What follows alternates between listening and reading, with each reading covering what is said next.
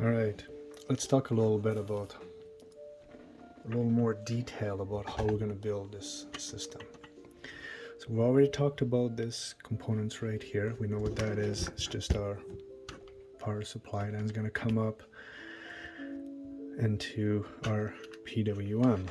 And in our PWM, the power supply is going to be connected to the voltage in on the plus and the minus. And then on the out, it's going to come out of the out. It's going to go to our coil. Let's talk about the coil quickly. We're going to have 5 coils in series, another series of 5 coils. What does series mean is they go in, there's only one path for the electrical to go into the next one, the next one, the next one, and the next one. This series and this series are connected in parallel. That means when the current comes down, it has the choice to go in 2 places.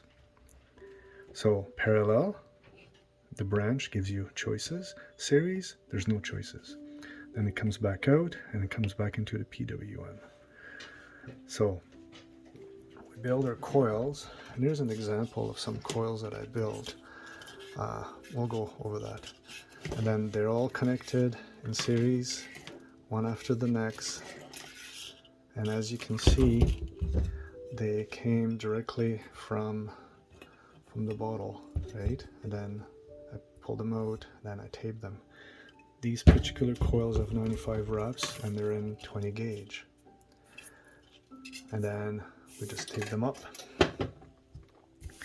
Okay, in our calculation, and if you guys want to know the math, we can talk about that too, but if you do exactly the exact same way as I do it, and then the math will be done for you. If you want to do something different, well, we can talk about it and then we can basically adjust it. The power supply, they're not designed to be running at 100%. So when a power supply is 24 volt and let's say 6 amps, you shouldn't run it at more than 80% of what they can do. And we can control that by adding resistance. Also, P equals E times I. Now, power is your watts. Voltage, well, we know it's right there. And then the I would be the amperage. I'm going to keep this simple. We're just going to go 24. Let's go make it 25 because it's an easier number. And we'll make it 4 amps. Okay? So this equals 100 watts. So a basic system will be 100 watts. Each of these will take some of that heat because there's resistance in here. We can talk about how we calculate all that later on. I personally like the resistor to be like this one is a 200 watt. You don't need a 200 watt.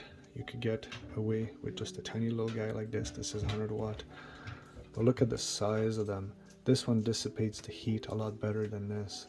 So this feels hotter than this because of the surface area, right? But in physics, they would not be. They would generate the same amount of energy. But anyway, it's a lot safer to work with something like this. So this basically, you gotta mount it right on the outside of the box right there. And then that's where the resistor is gonna go. All the heat, most of the heat will be taken from there. So basically in our diagram, a resistor will be put on one of the wire, just like that. This bad boy gets mounted there. See, when we take one system at a time, it's not complicated.